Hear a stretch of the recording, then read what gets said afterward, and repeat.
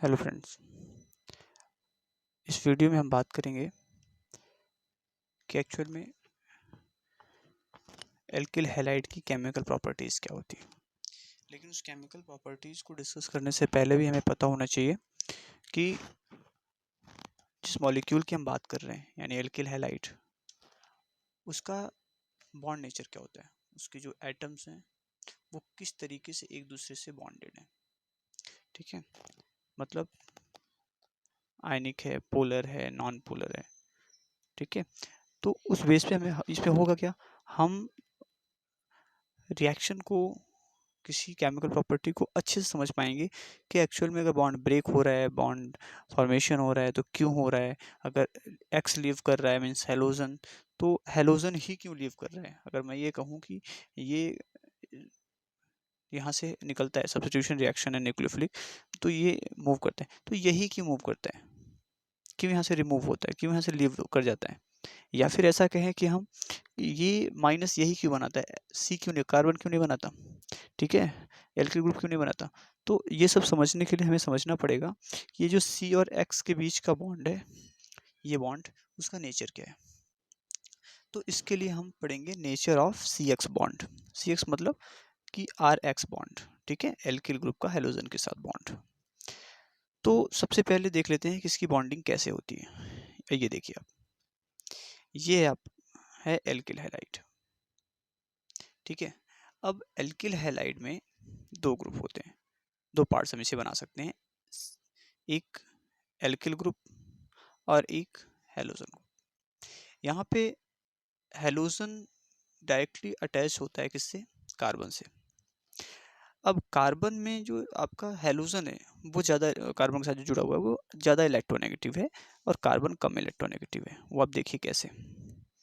Carbon की electronegativity standard parameter पे 2.5 आती है, जबकि हेलोजन की इलेक्ट्रोनेगेटिविटी 3.98। ठीक है, ये होती है। तो अब इस केस में आप ये देखोगे कि जिसकी इलेक्ट्रोनेगेटिविटी ज़्यादा है, वो हमें पता है कि हमने 11th में पढ़ा था, क्या करते हैं, वो शेयर्ड पेयर ऑफ इलेक्ट्रॉन को अपनी तरफ अट्रैक्ट करते हैं।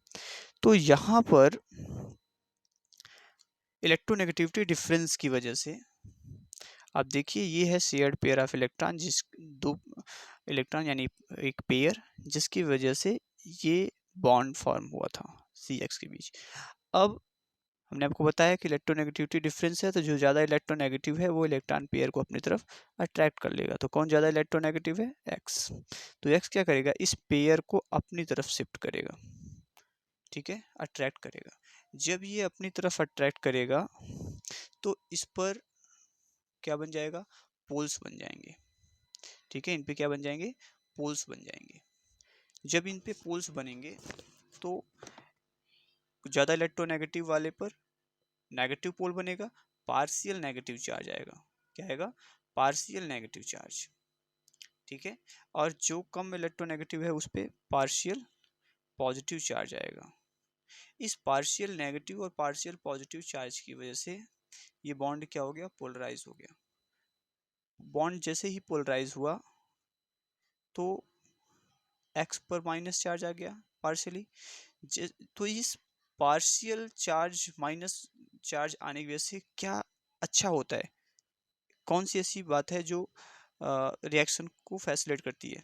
तो due to partial negative charge, X negative is good leaving group. X को बाहर निकलने के लिए एक पावर मिल जाती है, एक फोर्स मिल जाता है, एक अथॉरिटी मिल जाती है कि वो बड़े आराम से बाहर मूव कर जाए, लीव कर जाए। ठीक है, तभी तो वहाँ इलेक्ट्रोनेगेटिविटी डिफरेंस था, डिफरेंस की वजह से क्या हुआ, लीव कर गया। अब लीव कर गया, इस कारण से अब क्या होगा, यहाँ पे सब्स्टिट्यूशन रिएक्शन होगी, न्यूक्लियोफिलिक सब्स्टिट्यूशन रिएक्शन। ठीक है, तो हम इसको इस तरीके से रिप्रेजेंट कर सकते हैं। ठीक है, पार्शियल पॉजिटिव, पार्शियली नेगेटिव। ठीक है, तो ये हुआ आपका पोलर बॉन्ड। तो बॉन्ड का नेचर कैसा है, पोलर है। क्यों पोलर है, एक्स और मतलब हेलोजन और कार्बन के बीच इलेक्ट्रोनेगेटिविटी डिफरेंस की वजह से। ठीक है, लेकिन सवाल ये आता है कि अब बात हम करते हैं, आ जाते हैं किस पर, एक्स पर। अगर इस पर हम कंसंट्रेट करें तो एक्स को क्या कहते हैं, एक्स क्या है, हेलोजन है। हेलोजन कितने हो सकते हैं, फ्लोरीन, क्लोरीन, ब्रोमीन और आयोडीन। यहाँ पर ये बात देखने की है कि सबकी साइज अपनी अलग अलग है, साइज अलग है एक चीज। दूसरी चीज हमने 11th में पढ़ा था, बॉन्ड एंथैल्पी सबकी अलग अलग होगी। जब सबकी बॉन्ड एंथैल्पी अलग अलग होगी तो क्या सारे बॉन्ड एक जैसे हैं, सबकी लिविंग प्रॉपर्टी एक जैसी होगी, लिविंग कैपेसिटी एक जैसी होगी, बॉन्ड तोड़ने की कैपेसिटी एक जैसी होगी, नहीं होगी। जब बॉन्ड ब्रेक करने की कैपेसिटी अलग अलग है, बॉन्ड ब्रेक करने के लिए अलग अलग एनर्जी की रिक्वायरमेंट है, मीन्स बॉन्ड एंथैल्पी अलग अलग है, तो जाहिर सी बात है कि उनकी लिविंग प्रॉपर्टी भी, लिविंग कैपेसिटी भी अलग अलग होगी। तो इसमें जो मेन फैक्टर है वो मेन फैक्टर है आपकी बॉन्ड लेंथ, और बॉन्ड लेंथ किस पे डिपेंड करती है, उस हेलोजन की साइज पर डिपेंड करती है जो कि कार्बन से जुड़ा हुआ है, ठीक है। और यही बॉन्ड लेंथ या साइज बॉन्ड एंथैल्पी को डिसाइड करती है, और बॉन्ड एंथैल्पी डिसाइड करती है कि लिविंग प्रॉपर्टी किसकी अच्छी होगी। तो यहाँ पर सबसे छोटी साइज किसकी होती है, फ्लोरीन की।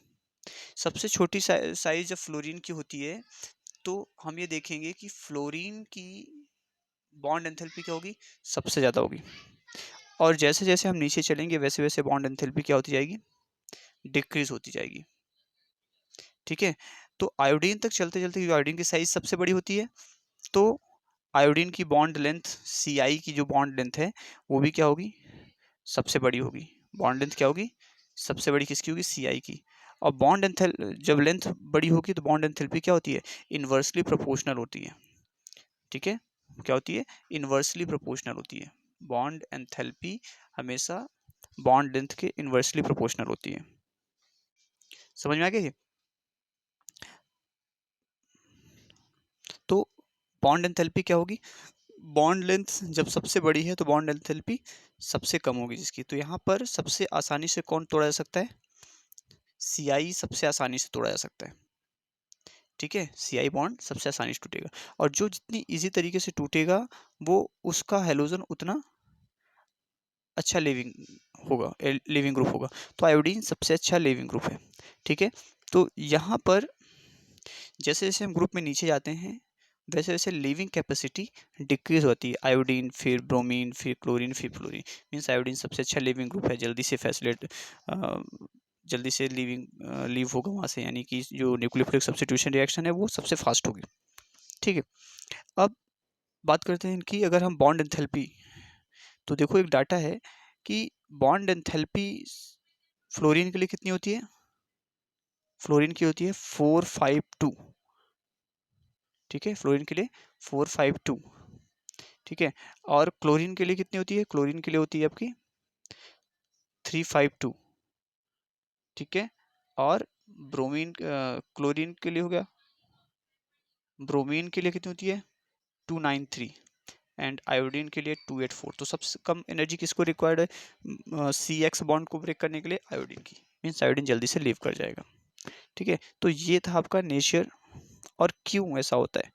तो ये एक क्वेश्चन 1 मार्क्स का आ सकता है कि फ्लोरीन क्लोरीन ब्रोमीन आयोडीन को आप बॉन्ड एंथैल्पी के इंक्रीजिंग ऑर्डर में, या ऐसा कहे कि लिविंग कैपेसिटी, अब यहाँ आपसे 11th का क्वेश्चन नहीं पूछेगा लेकिन ये आप जरूर पूछ सकते, कहेगा कि आप न्यूक्लियोफिलिक सब्स्टिट्यूशन में लिविंग कैपेसिटी के इंक्रीजिंग या डिक्रीजिंग ऑर्डर में आप अरेंज कीजिए हेलोजेंस को। तो वहाँ पे आपको याद रखना पड़ेगा कि जिसकी साइज जितनी बड़ी उसकी कार्बन के साथ बॉन्ड लेंथ उतना बड़ा, और बॉन्ड लेंथ जितनी बड़ी उसकी बॉन्ड एंथैल्पी उतनी कम, क्योंकि देखो हमने उल्टा लगाया इसमें, बॉन्ड एंथैल्पी उतनी कम होगी, और जिसकी बॉन्ड एंथैल्पी जितनी कम होगी उसकी रिएक्टिविटी उतनी ज़्यादा होगी,